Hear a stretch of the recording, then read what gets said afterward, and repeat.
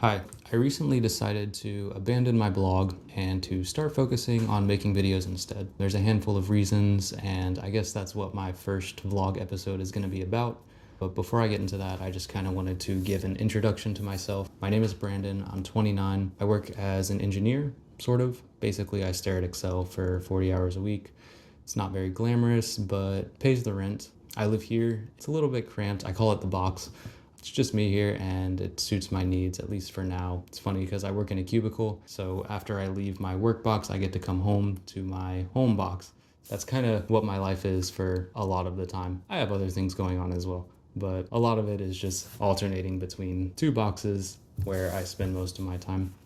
I survived the work week. Cheers. And I want to stop talking about myself and get to the fucking point of this video. So why did my blog fail? Why am I giving up on it? I don't know if I was really blogging for the right reasons in the first place. I really started doing it because I wanted to escape the 9 to 5. And I had stumbled upon this blogging guru.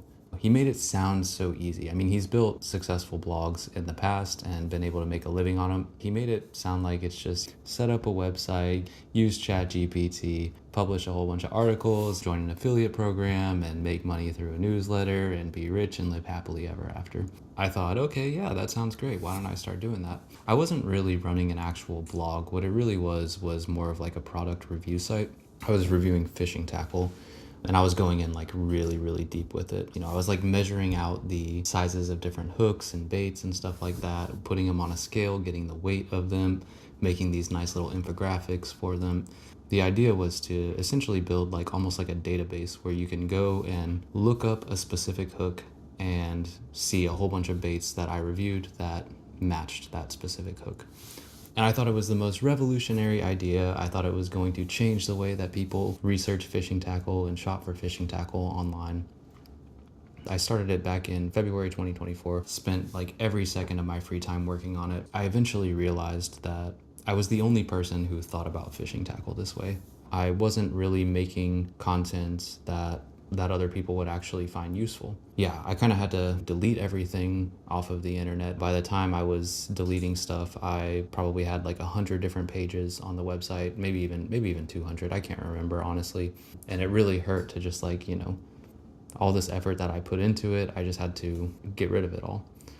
And so that really hurt. And then I was like, okay, you know what? Well, I understand my mistake. I came up with this grand idea in my head and invested in it without having any reason to believe that it would be a good idea. So why don't I just do like a more basic type of blog? And so I started writing articles, like fishing articles on more basic topics, things that, people are actually searching for on the internet, things that people are actually interested in, how to find fish, how to tie a Texas rig, how to tie a Ned rig, stuff like that. And I think eventually, even with that, I realized like, one, I'm not an expert fisherman. I probably catch like 5 fish a year at most. So I probably wasn't the guy to be writing these like high level educational fishing articles. And also I just wasn't really having a lot of fun with it. I think I'm a good writer, but I'm a very slow writer. It's a very like, writing is a very painstaking process for me because I'm like very much a perfectionist with it. Yeah, I think I just eventually realized like my heart is not in the right place with this. So why then would I go into YouTube? I think that there's more to it, honestly. I think that's the biggest thing. When you think about a blog post, people usually go onto a blog website because they're looking for a very specific piece of information. They're looking for a certain recipe, they're looking for information on a certain product, or how to do a specific thing, how to start a vegetable garden, random stuff like that. People want specific information, unless you're talking about something like a blog where you publish poems or short stories, but those are not quite as popular on the internet. Most blogs are educational. But when you think about YouTube, there's all sorts of different types of content on YouTube. There's educational content for sure. There's also content that's designed to entertain you. There's content that's designed to inspire you. There's channels that focus on reviewing stuff. And so I just feel like it's a lot more rich. You write a 2,000 word blog post and it's worth 2,000 words. A picture is worth 1,000 words.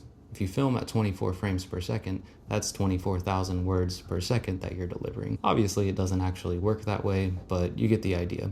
There's more that you can do with it. There's more that you can convey in a very short period of time. That's one reason why I'm attracted to that format. The second reason is that I feel like it's something I need to do. YouTube has been one of my main forms of entertainment since I was like 10 years old. And I've always had this idea in the back of my head, like, hey, I could probably do that. But I've never actually gone for it because I think I've just been afraid of putting myself out there. I've been afraid of putting my face on camera. It feels awkward anytime I try to like talk to a camera, you know. I'm sitting here talking essentially to myself right now, and it's a little bit awkward because I'm new at it. It's just something like in my gut, I feel like I need to do it. I've always had this fear of doing it, and I want to overcome that. Maybe it'll make me a better person in some way or another. Maybe it'll make me a better speaker, a better presenter. Maybe I can use the camera skills and the editing skills and do freelance work in the future. I don't really know, but all I know is that deep in my gut, I know that I have to at least try, you know? So that's kind of where I'm at with it. If it turns into a side hustle, that'll be great. I'm not really expecting it to, honestly, because I understand that YouTube is so competitive. I understand that it's really hard to build a channel from scratch. It's really hard to do anything from scratch. But I'm starting on this journey. You are absolutely invited to come along with me. I have no idea what I'm doing. I have no idea what my channel is going to be about. I have no idea, how to edit, how to make videos, how to tell a story. I don't even know if I have anything interesting to say or anything worth saying, but I'll figure it out as I go, is the way that I look at it.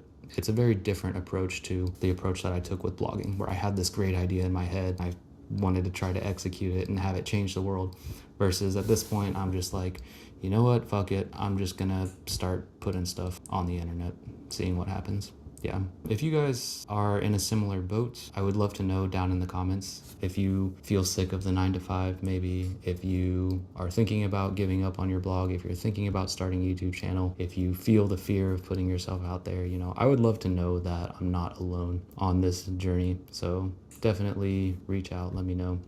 Would love to hear from you. And with that, I think I'm going to end this video, and thank you for watching.